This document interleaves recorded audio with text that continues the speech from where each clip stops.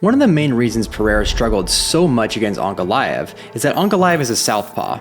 Pereira is a conventional fighter, and his striking is effective, but it's relatively simple. Most of his attacks come from his lead hand, like his body jab and left hook, which is more challenging in an open stance, because he has to get past Ankalaev's lead hand.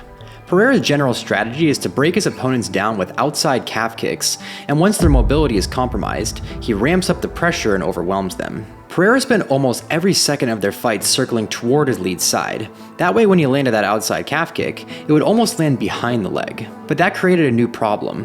Ankalaev spent almost the entire fight circling with him.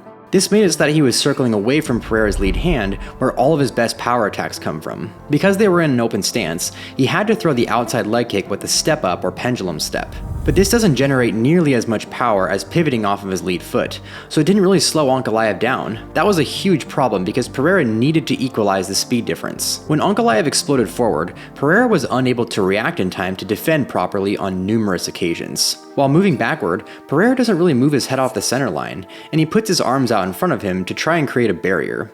The problem is this doesn't really do anything to stop overhands or hooks, which caught him badly in this fight, as well as previous fights. One thing Pereira can do differently is attack the inside of Ankalaev's lead leg instead of the outside. This was extremely effective for Jan Blachowicz at taking away Ankalaev's steam and explosiveness. Then, Pereira can be the one controlling the pace and pressuring, where he shines. Now if I were Ankalaev, I would go for a level change early in the fight. The first sight was basically entirely on the feet. Shooting a takedown early would probably catch Pereira by surprise and make him think twice about throwing inside leg kicks, where he's really vulnerable to takedowns.